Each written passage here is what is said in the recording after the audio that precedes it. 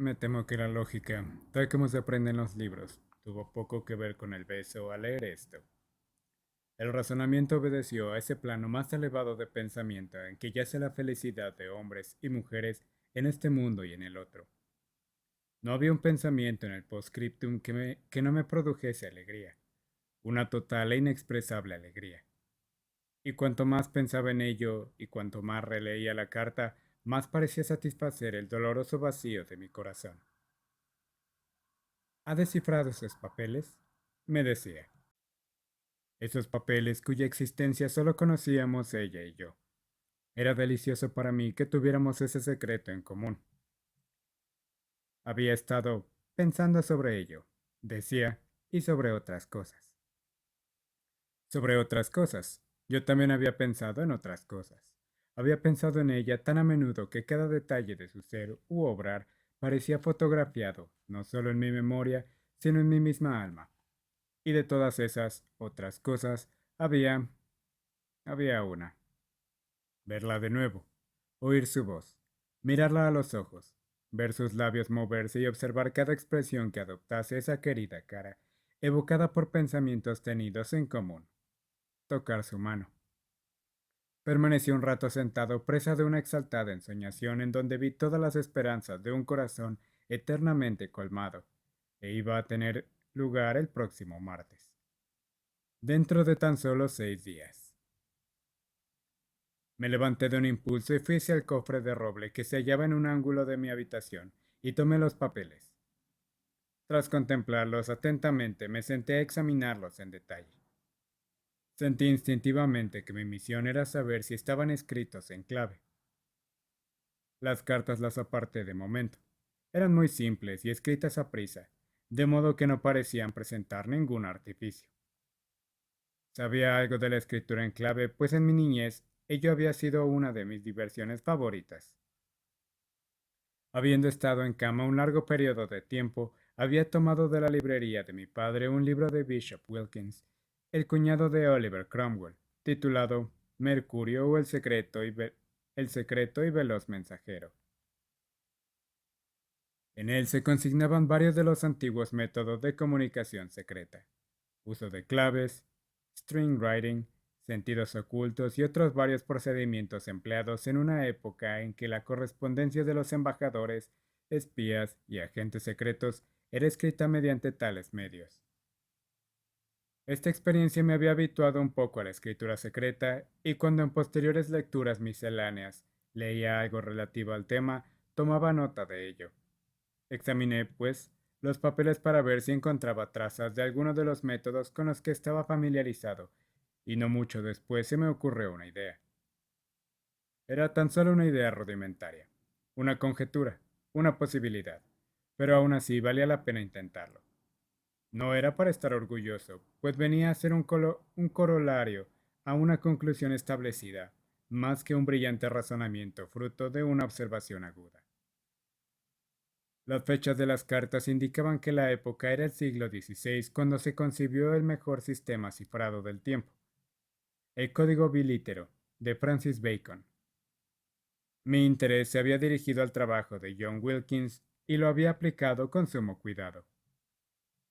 Como estaba familiarizado con los principios y el método de este código, era capaz de detectar signos de su existencia, y siendo así, tuve enseguida una fuerte esperanza de ser capaz de encontrar la clave.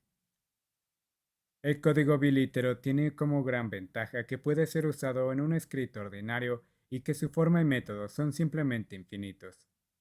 Todo lo que requiere en primera instancia es que haya un método acordado entre el escritor y el lector para distinguir las diferentes formas de la misma letra.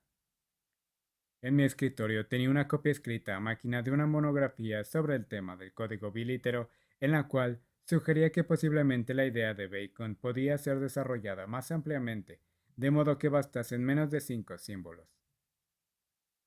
Dejando un instante mi presente ocupación, fui a buscar la monografía por si leyéndola obtenía alguna pista que me ayudase, alguna idea que ya había tenido antes o alguna conclusión a la que ya se había llegado podían guiarme en este nuevo laberinto de números, palabras y símbolos.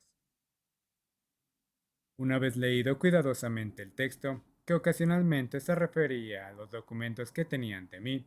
Escribí una carta a mi Sanita diciéndole que había emprendido la tarea que me había sugerido y que sospechaba que el código en que estaba escrito el documento, si es que alguno había, era probablemente una variante del código bilítero.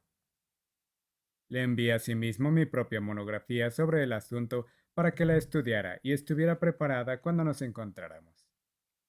Procuré evitar cuidadosamente cualquier cosa que pudiese asustarla y crear alguna barrera entre nosotros. Todo estaba tomando para mí una forma demasiado clara para hacerme incurrir en la locura de una excesiva precipitación. Fue solo cuando había colocado la carta en el sobre y escrito el nombre, Marjorie, mi Sanita, que recordé que no tenía dirección. Decidí guardarla, pues, hasta que nos encontráramos el martes. Cuando volví a mi trabajo examiné los dos documentos restantes. El primero era un legajo de unas 30 páginas arrancadas de algún libro de leyes en letra gótica. Lo único digno de atención en ello era que cada página parecía cubierta de señales, cientos, hasta miles en cada página. El segundo era totalmente diferente, una estrecha tira de papel algo más larga de media cuartilla y cubierta con una infinita ristra de pequeños números bien alineados y escritos con exquisito cuidado.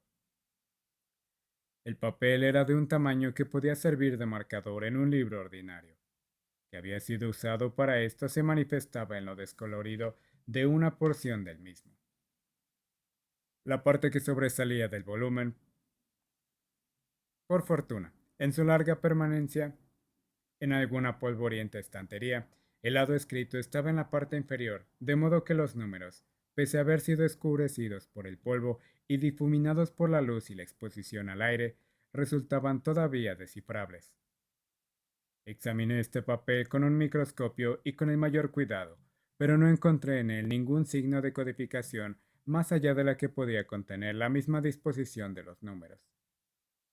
Tomé una hoja de papel de carta e hice una copia a mayor tamaño, procurando dejar espacio entre las líneas de números y entre los mismos números. Luego coloqué juntas las copias de los números y la primera de las páginas con señales y comencé a estudiarlas. Al principio puse toda mi atención en el papel con números, pues se me ocurrió que sería el más sencillo de leer de los dos sistemas, dado que los símbolos debían de ser autónomos. En las cartas con signos era posible que existiera más de un elemento, pues la disposición de significantes parecía ser de infinita variedad y la verdadera novedad del método, siendo uno a que los ojos y sentidos no estaban acostumbrados, hacía difícil seguirlo al principio. No había duda, sin embargo, de que encontraría con mayor facilidad el código de los signos cuando conociera su secreto y me habituaría a su estructura. Su mero aspecto hacía la suposición probable de que fuera sencillo, porque sería una tarea infinita trabajar en esta laboriosa forma 2 hojas enteras de una codificación complicada. Una y otra vez leí el texto con los números, hacia adelante y hacia atrás, verticalmente, hacia arriba y hacia abajo, pues tanto las líneas horizontales como verticales eran completas y exactas, pero nada vi de suficiente importancia como para tomarlo por un principio de algo. Por supuesto, había aquí y allá repeticiones de la misma combinación de números, a veces dos, a veces tres, a veces cuatro juntas. Pero en cuanto a las combinaciones mayores, los ejemplos eran raros y no me ofrecieron ningún indicio. De modo que fui práctico y empleé el resto de mi tiempo de trabajo ese día en, mediante el microscopio, hacer una exacta pero ampliada copia, en letras romanas, de la primera de las páginas impresas. Luego reproduje los signos con la mayor exactitud que pude. Fue una laboriosa tarea, sin duda. Cuando la página estuvo terminada, medio ciego, tomé mi sombrero y fui por la playa hacia Wynnefold. Quería ir a St. Craig, pero me dije a mí mismo, Wynnefold, que estaba algo lejos. Los hombres siempre decepcionan, cantaba Baltasar en aquella obra de Shakespeare, a veces incluso a sí mismos, o así lo pretenden, lo que es una nueva, mejorada forma de esa decepción.